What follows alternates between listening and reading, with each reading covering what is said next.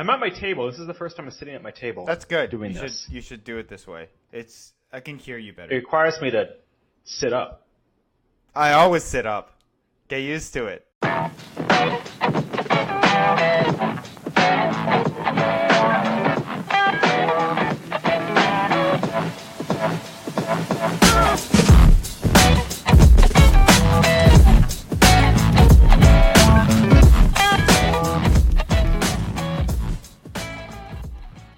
Welcome to Unqualified Opinion, the podcast you listen to when you've run out of other podcasts. How's it going, Scott? It is good, Steve. And I think you've used that one before. Maybe. Ah, crap. Do you want me to do another one? No, I think that's fine. Because it just shows how much forethought goes into, which is none, goes into these podcasts. Because right before Steve said that, he said, okay, wait, I have to think of something to say. And that was about 30 seconds before he said that. That is how much thought goes into the openings. And sometimes they're actually quite good.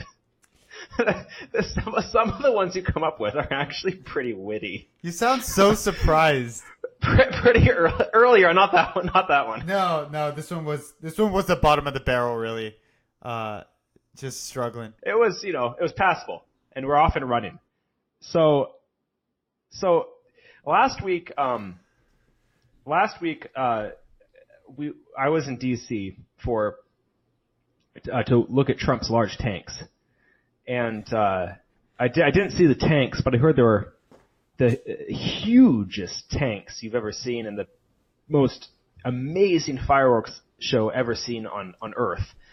I missed it, unfortunately, but we were bumbling around in Steve's neighborhood, and I'll tell you, D.C. people at work asked me how was 4th of July in D.C. And I first have to say, I didn't go to look at Trump or his tanks. That's not a euphemism. That. Like, actual tanks. He actually had tanks. 3 tanks. Oh, by the way, for people who don't know, I think this is hilarious. The tanks are too heavy to actually drive on the streets of D.C. The streets are not structurally built to be able to handle the weight of these tanks. So in order to get the tanks into the city, they had to put them on these beds, and then they just kind of sat there. Just completely incapable of moving, completely immobile. So, but they were big, and that's what counts. And there were many of them. But so I have to qualify it with that, and then it worked, and then they ask, "Oh, how was 4th? How was the 4th in the nation's capital?" And I tell them it is like a freaking war zone. Like, in Minnesota, it's very sedate. Like 4th of July, it's 10 o'clock at night, sunset. You might have a few fireworks go off, and people wrap up around midnight. In D.C., you go out as soon as people are off work. The whole street turns into something out of a Civil War painting in that there's so much smoke you can't really tell what's going on. And you walk along, people are shooting bottle rockets at each other and launching things in the middle of the street. And of course the police just completely ignore them. And Steve is just like, whatever, because you've been through this before. I'm like, what the hell is this? What the hell is happening? It is ludicrous. It was actually very, very fun. And the coolest thing is you'd walk along and there'd just be a little block party going on, with people, shooting each other's eyes out, all to celebrate our nation's history. It's really, and eating pork and watermelon, and it's a really fun kind of environment. Just to wander around. So I highly recommend, if anyone is around the East Coast on the 4th, hop by D.C. for the evening. And just gotta pick a neighborhood and walk around. It's fun. And just to clarify, don't go and actually watch the fireworks, the main fireworks that happen. Right. Just pick a neighborhood, walk around it. I'm not sure if the fireworks are legal to be sold, but they're being sold almost on every block. So you just walk up, there are these makeshift stands that were created for the day. Like fireworks scalpers. And then you just buy some fireworks, and then people are just shooting them off. And we're not talking about those little sparklers that you get as a kid. Big. We're talking about fireworks that you launch 10 to 20 stories up into the air and blow up there. Like, you'll see them from several blocks away kind of thing. And the other thing is that I don't know if Scott just wasn't here for this or if he just didn't mention it, but it's not like the fireworks were only happening on the 4th. They were happening for the full week leading up to the 4th and then for the full week after the 4th as well. I still hear an occasional firework here and there, and it's more than a week since then. So it's just going on forever. When you have explosives, you can't wait. It's like a child waiting for Christmas, but these are adults. Actually, they're children. There's a lot of children firing them off too, but it was great. Anyway, highly recommended. Yeah, so it's great fun, and I can't speak right now. What were you gonna say? Steve's wasted. So wasted. Speaking of wasted. Do you want to talk about drinks? Well, you were just holding up a very girly drink, so I want you to go first. It had a fox on it or some little forest It has critter. a fox with a bow tie and an apple with an arrow through the apple on its head. It's called Windridge Crafty Cider. So I'm drinking a cider because it's really hot out. It's above 30 degrees Celsius consistently now for the last week here in DC. Very, very hot. I don't know what that converts to in Fahrenheit. You guys can figure it out. But yeah, so I'm drinking Windridge Crafty Cider. It's 5.5% alcohol, and it comes in these nice silver cans. It comes as if it were a 6-pack of beer, and it's a little bit too sweet, but as far as ciders go, it's not too bad. I prefer my ciders to be quite dry. It's not like a woodchuck or anything like that, but it's still a little sweeter than most really dry ciders would be. I like the picture. I do like the picture. It's a cute picture. It's hipster as fuck. It is really hipster as fuck. It's the retelling of William Tell with a fox. I like it. So I just had to look it up. 30 Celsius, because Steve, I don't understand this. It's actually like 87 degrees, 88 degrees. Here it is 33 Celsius right now, and it's 7:30 at night. It's quite hot and humid, so I am drinking a bubbly glass of Vino Verde, and I went into our... Did you tell me my drink was girly? Wait a second. Well, hey, Al, I'm bisexual. I have a pass with this, Steve. Come on. Come on, it comes with the territory. That's so I'm going to pour myself somewhere right now. Glug, glug, glug, glug, glug. Glug. So, the liquor store I went to is, it's on Lake Street. So, Steve, you know Lake Street. It's East Lake Street. It's not the most, there's colorful characters on Lake Street. And I love Lake Street. And these colorful characters need something to drink from time to time, especially when it's hot out. And so, there's establishments that pop up to serve their need. And you can't really, when you walk in, you can't really tell who is a customer and who works there. Everyone just looks a little drunk and a little disheveled. And here I come in, it's on my way back, like I need to pick something up for this podcast. And I say, "Where is your chilled wine?" And they just look at me. They just stare at me. And the guy, he's like, maybe you could ask her. And he points to like the head cashier who's talking to a customer about the gauges her son is getting, the size of like dinner plates, and how proud she is of him, to be expressing himself in that way. But she wouldn't do it herself, mind you. She wouldn't do it herself, but she fully respects it. Scott, do you realize how pretentious you sound right now? I know. You sound like a privileged, pretentious little douche who's just hating on people who live on Lake Street. That's what you sound like right now. I'm sorry to cut your story short, but basically You're coming in as this white professional and looking down at these people who've never heard of someone who drinks chilled wine. I am not looking down on them. It is ridiculous. Yes, I am a white urban professional, and I am coming into a crappy liquor store. That is I'm owning that.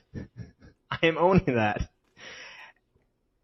And I have I found my wine.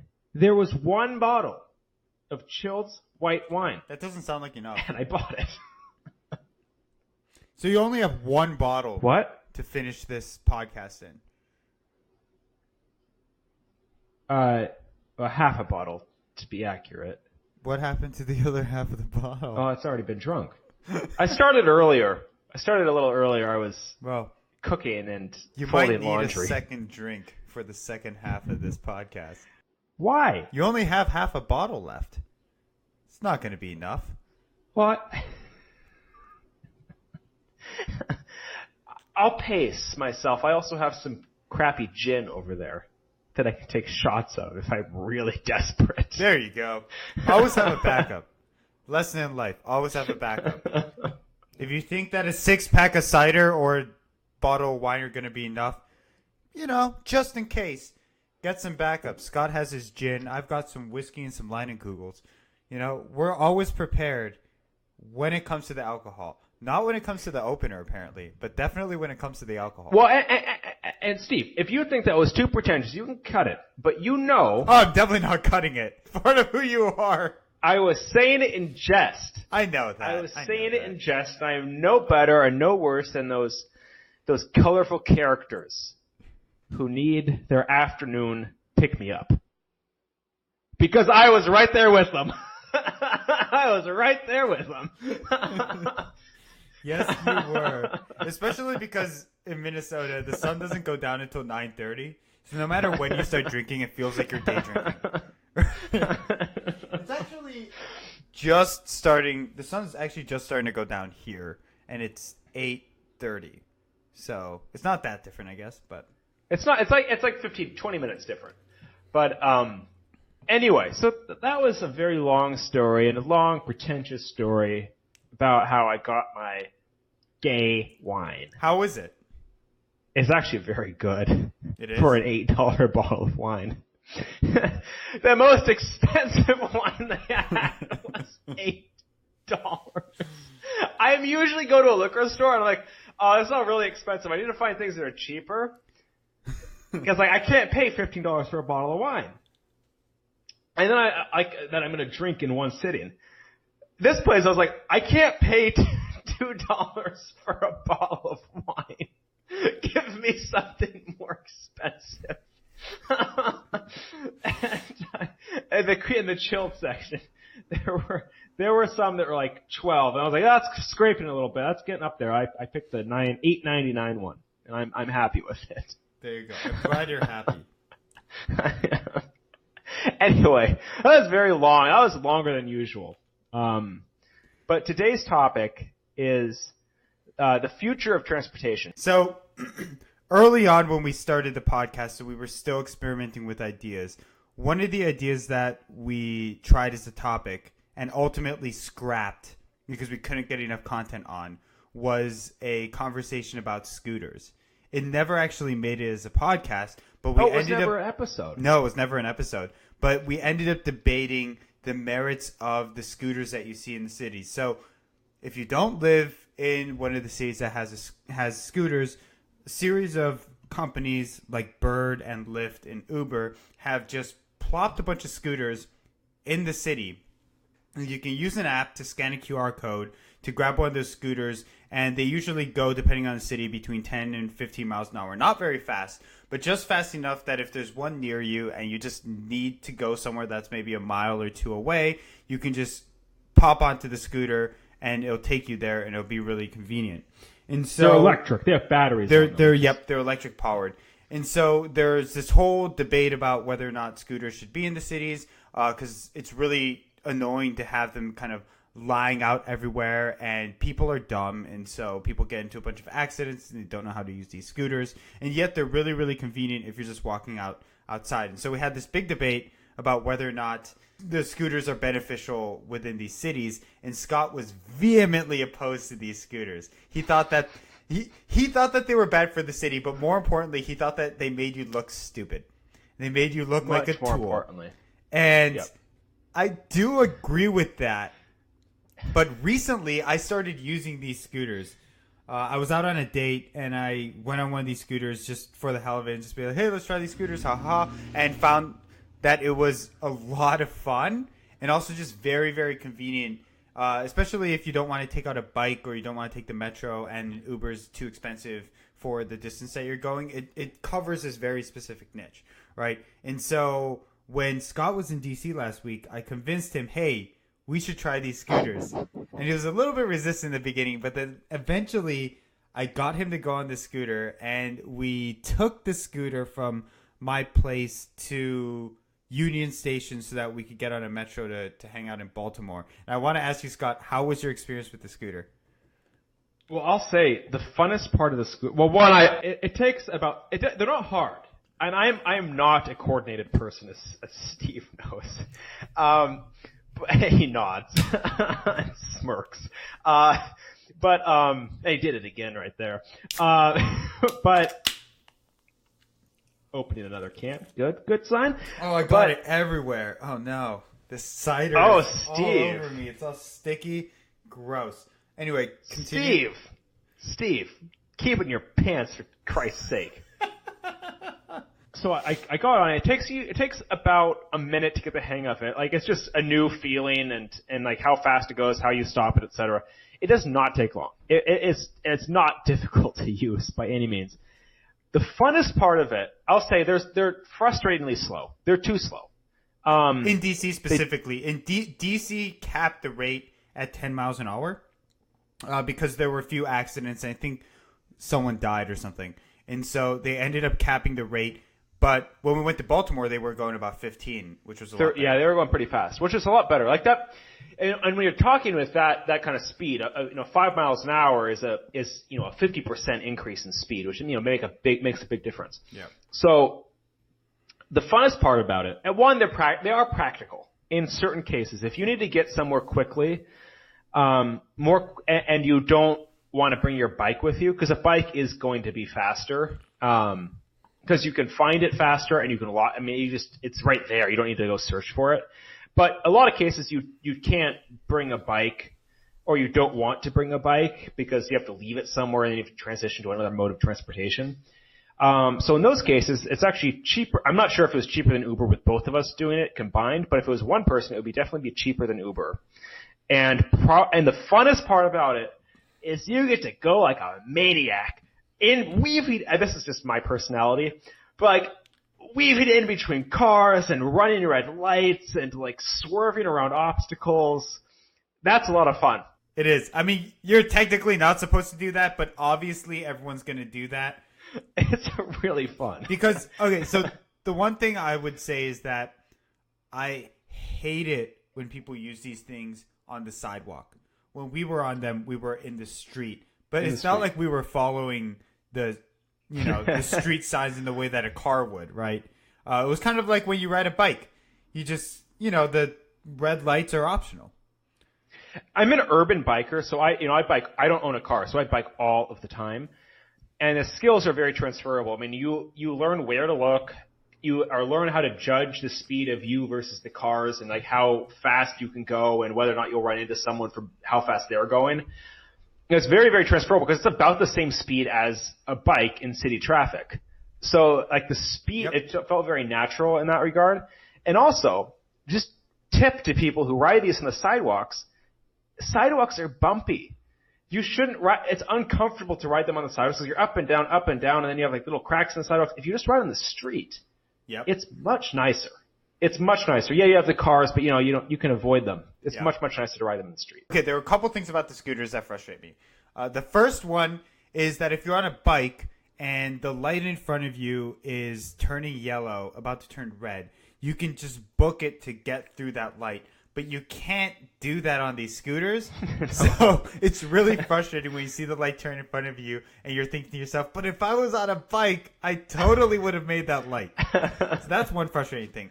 The other frustrating thing is that one thing that's happened to me multiple times over the last week is that I will open up the Uber or the Lyft app and I click on a scooter. You have an option to reserve the scooter so that if someone else tries to randomly walk up there while you're walking from 3 blocks away, they can't unlock that scooter. And I would click reserve, and then I'd walk to the place where the scooter is supposed to be, and it just wouldn't be there. And I think that what's happening here is, well, it's one of two things. It's either that the GPS is messed up, which I highly doubt, or someone has put this scooter in an inaccessible location, but it's not obvious from the map. So maybe it's inside a building or behind a fence or something, and you just can't access it. And so then when you go to cancel it, there's no option that says, I could not find my scooter, I want my money back. Instead, you still have to pay the reservation cost, which is dependent on how much time you've held it reserved. So I've lost, tens of dollars, between 10 and 20 bucks. It's not a lot, but over the span of maybe 5 scooters that have messed up. And I found that this happens a lot more frequently on the Uber app than it does on the Lyft app, but it has happened on both. And that's really so one of the challenges as well with the scooters, and then I want to transition to a similar, a different but related topic. So I'm looking at my phone right now, and in the Twin Cities, we don't have Uber scooters.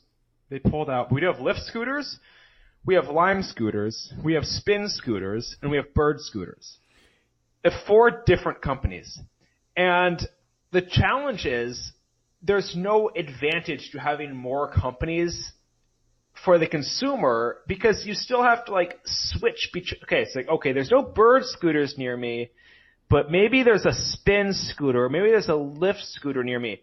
And I know, then it differs by city. Like some cities, these companies partner with Lyft. Some cities, they don't partner with Lyft. It's very confusing in terms of being able to readily access a scooter. Oh, that's interesting because I know for sure in DC that Lime and Jump both partner with Uber, and Uber doesn't have their own scooters. But when you go to the Uber app, because there are those two and maybe one more company as well on there are just a lot more options on there than there are on the Lyft one, which just it differs by city because here Uber, you go to the Uber app and there is no scooter option, but there is Lime and Spin and Bird. Interesting. You see, I wouldn't get one of those apps individually. I only have Lyft and Uber because I use them for ride sharing and they happen to have scooters on them.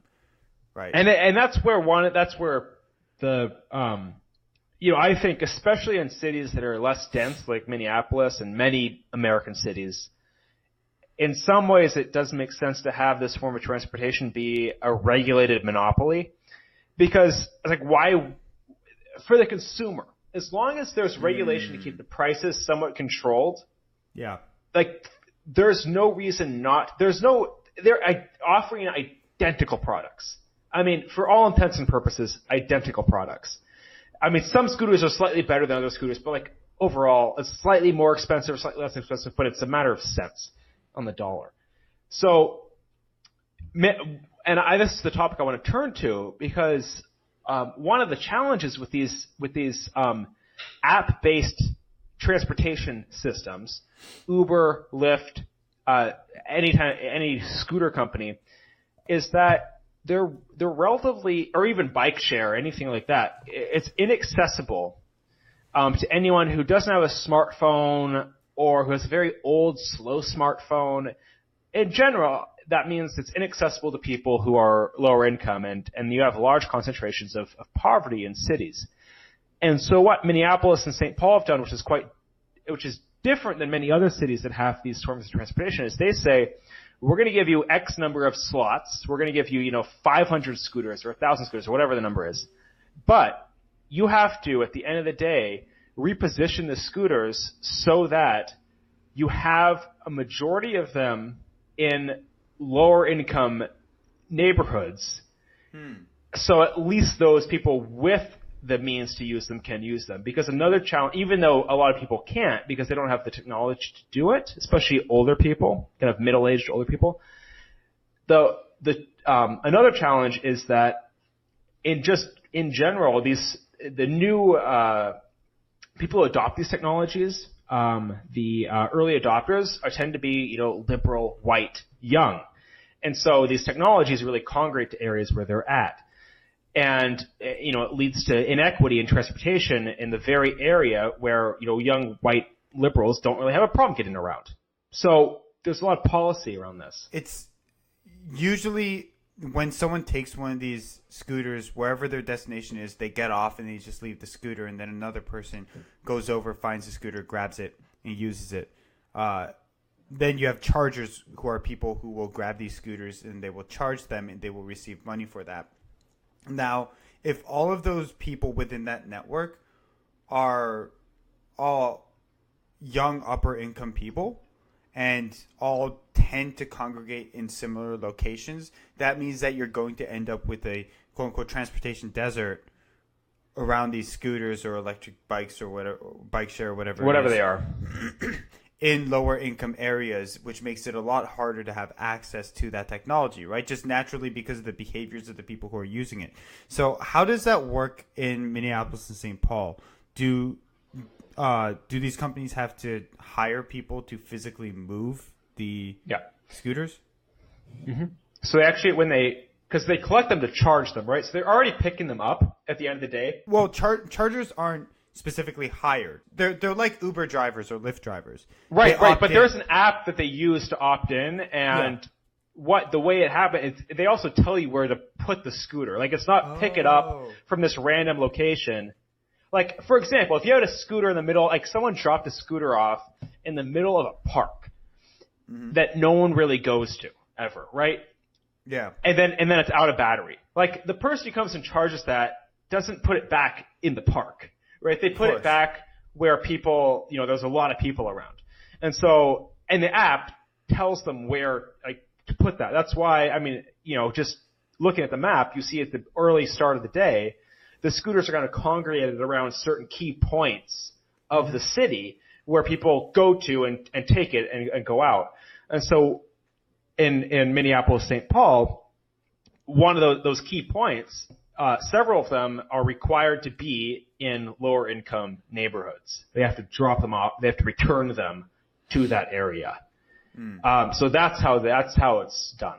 That's interesting. Here, I want to return to another point that you made, and that was the idea around having a regulated monopoly with these things. And when I hear regulated monopoly, I get very uneasy because of how that can be exploited and how that can reduce the capacity for innovation within the space. When I look at these scooters, I see that they are not perfect. They are reasonably good at the job of getting you from point A to point B, where the distance between point A and B is relatively small, between 1 and 2 miles. However, at the same time, some of these scooters are pretty janky. They're easily breakable. Some of them don't have a lot of charge. Some of them don't have proper security measures in place. I still think that there's room for innovation. And while I do agree with you that at a fundamental level, the core capacity is roughly equivalent across these different scooter companies, I'm hesitant on the idea of trying to reduce that level of competition, at least currently as the market stands. So can you talk a little bit more about that? Well, so a great example is utility companies. So there's been quite a couple studies done around this. So states, this is just one example. There's many, many, many examples of this. So states with one utility company or two, with a regulated utility market, actually have higher levels of customer satisfaction than states where you can choose your utility provider. And part of that has to do with the fact that it's a race to the bottom in the states that provide competition among utilities. So, like, if you have to cut costs, where are you going to cut it? Customer service, right? You're going to cut it in other places as well. With the states, unless you can invest in innovative technologies that will reduce your costs elsewhere. But that's the thing. If you invest that, you already have somewhat monopoly. People have to have it. And I don't think, and that's the thing with the scooters, right? So, people are going to use the scooters not because, wow, that's a really pretty scooter, I'm going to use it. Like, that scooter is really nice, I'm going to use it. They're going to say, that scooter is there when I need it, and if it's there, I'm going to take it from point A to point B. So as long as they're not falling apart, like there's no incentive for the companies to really invest in the quality of the scooters when it's a competitive market, right? Because what do you gain? What do you gain? Like if I'm looking at my app and I see Lime has scooters and Spin has scooters, and Lime has way nicer scooters than Spin, but Spin scooters is a lot closer to me. Well, I'm not going to go walk to Lime scooter, even if it's a block away. I'm going to just take the Spin one because it does the same thing essentially. Now, if for the regulated market, I'm just saying, in a monopolistic market, often, and sometimes, and this is the big misconception about monopolies, is that they're always against innovation, always against consumers, and that's not true. That isn't true. In a lot of look at the aerospace industry, for example. Competition in the aerospace industry, back when there was a lot of different companies competing in America, drove down the quality of planes. It drove them down instead of up. It's very difficult to regulate many different competitors, right? Because they all have different business processes, different manufacturing processes, all this. It's nuts. It's very, very hard to regulate as a government, saying these are the standards. And so they're like, okay, how do we get by? We cut costs as far as we can, because at the end of the day, a plane is a plane. It gets people to where they need to go, whatever. Now, with a monopoly, what that allows to have happen is the government say, okay, if there's a clear way to say, okay, everything has to meet this minimum quality. You're the one company, we've selected you to provide this. Here's we're setting this quality standard. Companies hate that because they're like, well, I don't have competition, so why do I need to meet that quality standard? The government is saying, no, you're going to meet that quality standard, and you're going to provide the service at this rate, which you're profitable at, right? They take that into account. They don't drive companies out of business. Like, this is the rate you're profitable at. And it's a win for the consumer because you have one market. It's easy to identify, where they are. You don't have to go with switching apps, going back to the scooter example. And the government has said this is the minimum quality that they have to meet. It's a win-win. And then the scooter company has a monopoly, and they don't have to worry about competing. At the end of the day, they do like it. I think that it's possible that you see a win-win situation in the short term in certain examples of monopolies, and yet at the same time, typically some of the most hated companies are ones that are given some kind of regional monopoly, right? So utility companies across the board, there are very few utility companies that are seen as innovative in doing anything that's remotely pushing the boundaries of providing a good customer experience for people or providing energy efficiency. I mean, you live in Minnesota, and Excel is probably the most innovative utility company, but that's not saying a lot, given how frustrating and how difficult it is to work with utility companies. If you look at telecommunications, if you look at what Comcast is doing, what Verizon, and I think it was Verizon, right? Yeah, what Verizon is doing, they are constantly pushing back against what they need to do to provide a good experience for customers. So in the short term, if you're looking at, let's assume that the economy is going to be stagnant. Coming back to scooters, let's assume that scooters are just going to be what they currently are, and then the government can, because they have this set of knowledge around the current state of things, set a minimum threshold and then have, say, Spin dominate all of the scooters. Sure, that's easy in the short term, but then that's really preventing future innovation that you couldn't have thought of if you were the government. So here's the big issue with that, right? Not to oversimplify this, but when you have a limited set of agents determining what the innovative solutions of the future are, then you don't have as many minds working on potential avenues for new growth and new capacity, right? So you're taking it too broad because you're taking what I'm saying and construing it to like a lot of different. I'm just saying in very specific areas. Very specific areas. Except it's really difficult to say what is specific and what is potential innovation. When it's a public good. No, but hear me out. Hear me out. Like the internet, which is highly regulated. Hear me out. Okay. It's really easy to say, okay, these scooters are going to be very limited. All they do is get you from point A to point B. Therefore, there's limited innovation that's possible, and therefore we can regulate it and lead to a beneficial customer experience. But what that fails to recognize is that there is actual potential innovation within the span of what scooters can do, and not all of that is immediately obvious to people now. People can say, you might think, for instance, Scott, with a high level of confidence that you've understood the entire domain space of innovation that's possible within scooters. But that's an incredibly presumptuous thing to think, right? Because until the notion of these scooters arrived, almost nobody thought of them as even possible within the realm of potential innovation.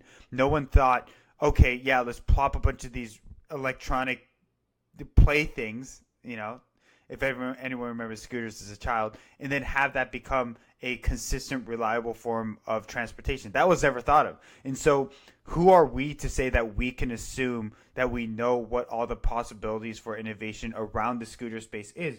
And one example to show that there is still innovation happening is that, at least in DC, the experience going through Lyft and going through Uber is radically different. When you go through Uber, you have access to a bunch of different companies and many more scooters. However, they're less reliable and the scooters are lower quality. With Lyft, you have higher quality, high reliability, and a much better user experience around seamless connection. And oftentimes, despite the fact that Uber would have higher density, I would opt to go to Lyft first to see if they have an option because of the user experience.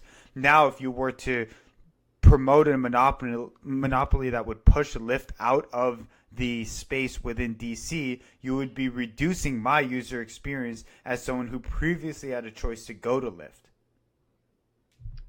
What if the monopoly caused the price of Uber to be significantly reduced? My argument isn't about cost reduction. My argument isn't about trading one thing for another. My argument is that that by pushing for a monopoly, you eliminate the innovations that you would have never known could have existed, because the possibility of them even being thought up is no longer there. Do you think competition is the only way innovation happens?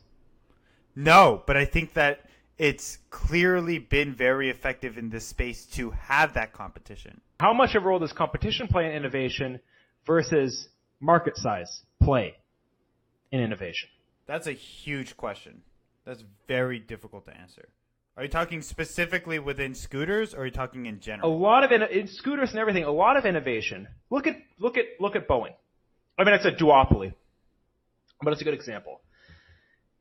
We have extremely technologically advanced planes. Boeing's been a duopoly with Airbus for decades, but we continue to advance in these really impressive ways. Now Boeing's working on, airlines that are not controlled at all by pilots. Airplanes that you don't even have a pilot.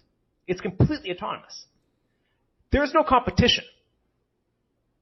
And Boeing and Airbus collude all the time. There is competition with Airbus. Now, it's not the same Very level little. of competition. Steve, they collude. You know how many lawsuits have been brought against them colluding?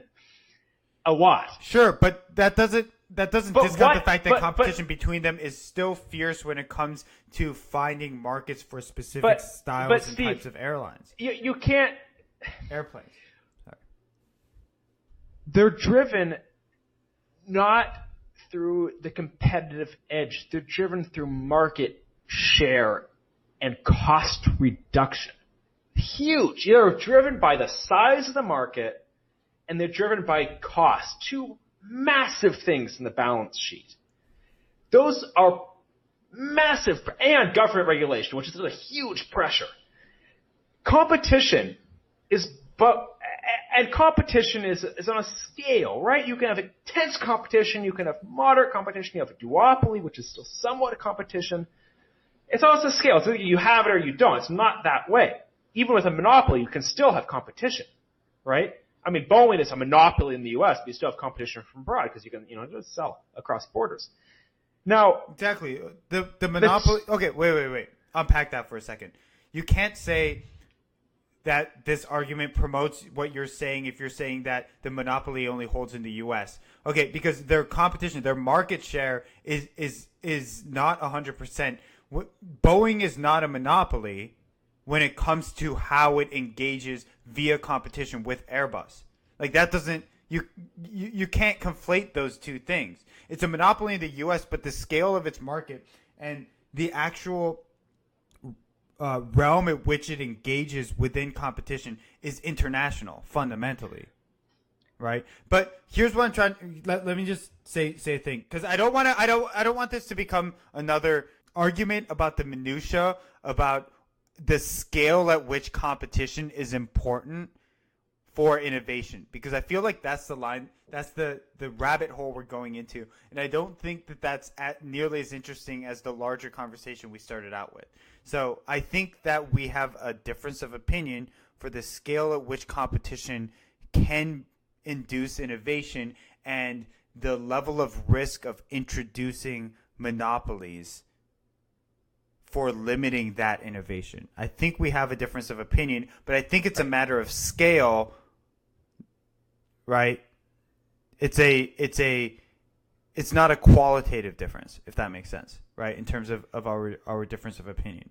All I'm saying, and this is simply all I'm saying, is that providing a monopoly in some limited cases improves the public well-being and is not and does not entirely eliminate innovation from the marketplace. What I'm saying is you have to be very, very careful when you introduce any kind of monopoly in any environment, and there should be a large body of evidence that proves that the product that you're monopolizing on doesn't benefit nearly as much from competition as it would from regulation. Well, you have to factor in public good as well. Yeah, and I don't think that scooters are there. I think that it's very early days, and I think that there's still a lot of potential for innovation, and I think that people need to recognize that all the things, and I don't mean you or me specifically, and I mean this generally, that when you think about regulation, you shouldn't just think about the possibility for innovation that you're restricting, that you yourself can think of. It's the possibility for things that have never been thought of before that you're closing off on. So, but okay, I have to say one more thing. So, monopolies often lead, in some cases, to innovation. For example, the internet.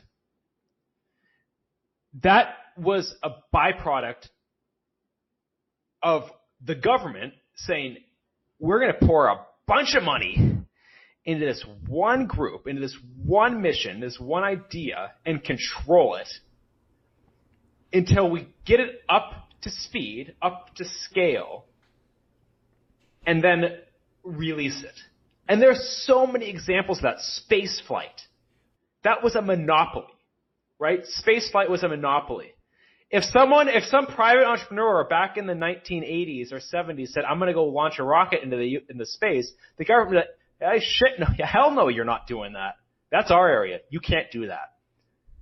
Yeah, so but I don't think that areas. The reason why it was successful is because it was a monopoly. The reason why it was successful is because the government had the ability to leverage economies of scale when it comes to money, when it comes to leveraging resources that no private industry could have, and that you don't have a good counterfactual to base this against when you're looking at something like spaceflight. Like, until recently, private space travel was not a thing. And, you know, if you look at, what the hell was it called? SpaceX, Elon Musk's company. They've been very successful in ways that the U.S. government was never able to succeed in. And so there's no good argument there that says that spaceflight could not have been possible with private investment. The argument that I do think is valid is that the government, because it was able to leverage the vast resources of the entire nation, was able to jumpstart technology that probably couldn't have been able to scale nearly as quickly. But that's not because it was a monopoly. It's because of the resources behind it. Well, monopoly and protectionism are very closely related, and I would go as far as to suggest that you would be very hard pressed to find an innovative product, be it technology or otherwise, that had not received at some point in its history a favoritism from larger organizations or corporations. A favoritism in terms of market dominance, a favoritism in terms of political, gifts. And a lot of that is very similar to a monopoly, right?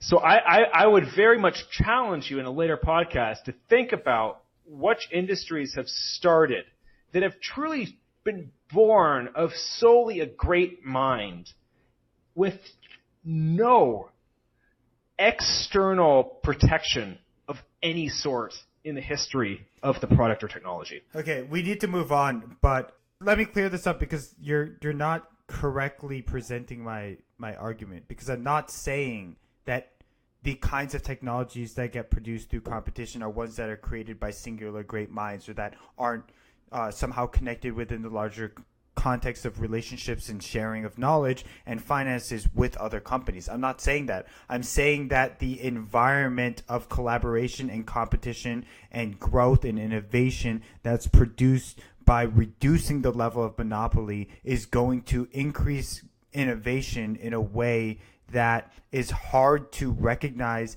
and hard to comprehend at a current date when you're projecting out into a future date. And therefore, you have to be very, very careful about using the sledgehammer of monopoly when it could potentially cut off innovations in the future, right? And so it's not a sledgehammer. It is a sledgehammer. Now let's just move on. What? No. One more thing. It's an interesting conversation. God. Oh my God. God. So what if, just hypothetically speaking, maybe we can make the podcast about this. So what if? God damn it. What if, just hypothetically speaking, let's limit it to the scooters, right? If a scooter company was granted a monopoly to a city, but the city said, you have to improve service X amount, or you have to grow your market X amount in this number of years, and that's been done by governments. It's a name for finance, I can't remember. And we will ensure you have monopoly standing during that time while you grow. Well, the company is like, okay, it's for the company, for birding. So let's just take Bird, for example. Okay, so I don't have to anymore race to the bottom. I could raise my rates by 10 cents. And because I'm the only one, no one is really going to know, right? And it's 10 cents, is whatever. But spread over a lot, that's millions and millions of dollars. And Bird's like, okay, now I have millions and millions of dollars. I'm going to invest all of that in the company because the government said, you need to improve, you need to grow service, you need to be better. And Bird says, okay, so now I'm monopoly, I'm going to take all that money, or most of it, some goes to the stakeholders, and invest it back in my organization and improve. There's a lot of examples of this kind of thing happening. And this is monopoly leading to innovation. It's protectionism leading to innovation. Now, in many cases, protectionism does not work. It stalls things. But if the policy is designed right and remove competition in very limited cases, especially when it serves the public good, and I'm only talking about public good here, you can spur innovation. You can do it because, and look at it this way. In Minneapolis, Uber pulled out. Why did they pull out? Wait, they did? Why do we now have fewer scooters here? Oh, that's what you mean. Because the rates are too low. They're losing too much money. It's a race to the bottom. First off, that's not true because Uber doesn't own their own scooters. But they make money off of it. Uber establishes partnerships with other scooter companies to be able to put those scooters on their app. They don't own their own They scooters. make money from it, Steve. There's no reason they wouldn't do it if they didn't make money. I don't They think take a that we can skim off the speak top. to Uber pulling out of a specific city because we don't know, if they were there in the first place, and two, we haven't talked to anyone in the company. So I don't think it's a good argument one way or the other to talk about Uber's behavior in Minneapolis. I'm quite sure it was due to a cost-benefit analysis. Do you know if Uber was in the city before? Because I think that my speculation would be that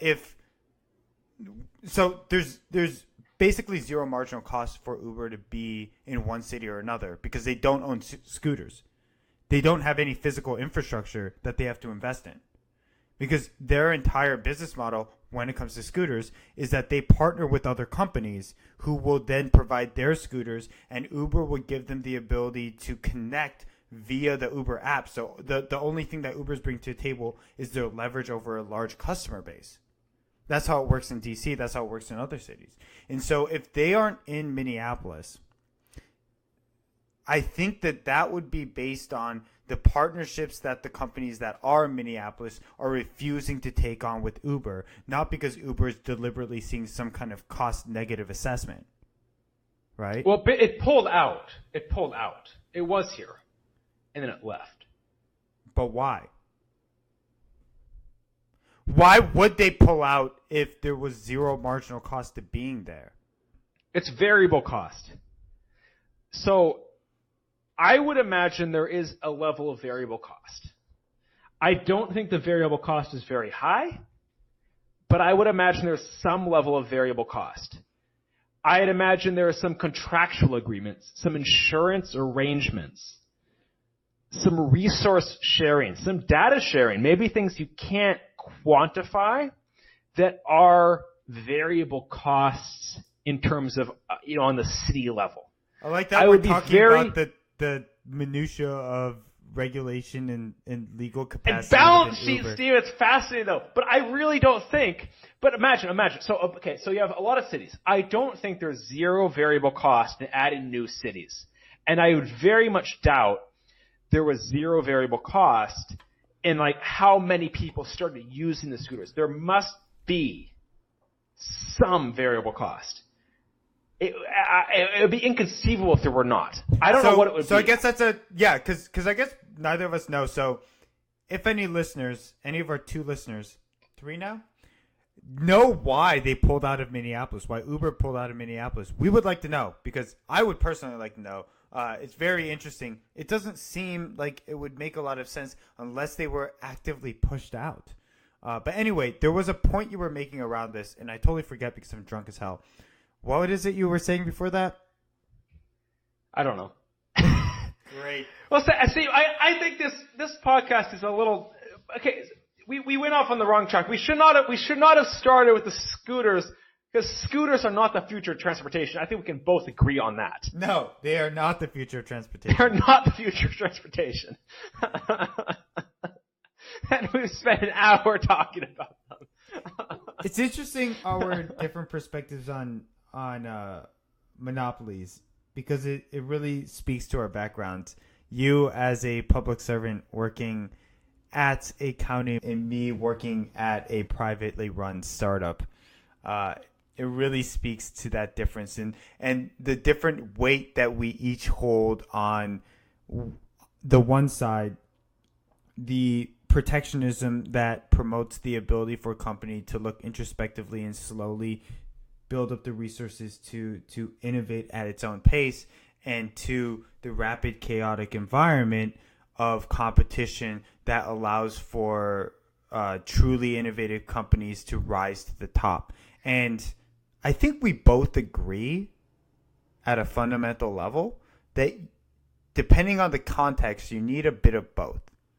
Well, how I see it is that, in my honest, and I'm going to be frank here, not even opinion, I mean, as a matter of fact, the private and public sectors and nonprofit sectors and education sectors, those 4 pillars, are so intricately intertwined with each other in invisible ways that to imagine that any one of them can act independently of another is stupid in my honest opinion. They're related in ways you may never think. These massive trillion-dollar sectors of the economy don't act in silos. They cross over all over the place, and it is so often invisible, and it's invisible because the way they interact is as boring as fuck. But it is boring, and the most boring people in the government, and the most boring people in academia, and those boring people in the private sector often have the most power over the long run because they're the ones setting the rules of the road and deciding those minutiae on how everything interacts with each other. That's what I find fascinating, is this invisible interaction between these sectors. And that's all I'm saying, is that none of these act independently. There are influences, be it soft influence or hard influence through policy and regulation and law, that their decisions impact each other.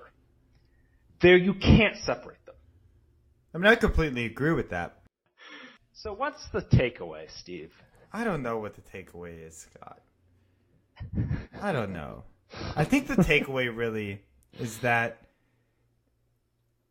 we, the two of us, tend to find the smallest of disagreements and just hone in on whatever it is that disagreement is, and just really get into the minutia of it, regardless of whether or not we know what the fuck we're talking about. We don't know what the fuck we're talking about. And that takes up entire swaths of time, valuable time for our listeners. And you know what? That's what they signed up for. So I guess we started trying to talk about the future of transportation. Interesting topics, going from Hyperloop to maglev, talking about the restructuring of cities based on app-based transportation and self-driving cars. And instead, we ended up having an argument about the scale at which monopoly can hinder or promote innovation. And you know what? That's fine. I think it's totally fine. That's fine. Because that's how our podcast works. And hopefully, people have stuck with us and find something entertaining in it. And you know what? We got into a conversation where we got a little bit heated, but at the end, we found a not very happy, but somewhat reluctantly reasonable conclusion to. And I'm not quite sure what the conclusion is, but I agree. That's about right. That's about right. Yes, I don't want to argue anymore. So I agree. The conclusion is we should just stop arguing and go to sleep. Because I've had about 4 ciders, and it's 9:30, and I need to sober up. Funny. Okay, so, well, I think in my take, this is why Steve and I are friends, is we can talk about quite literally anything.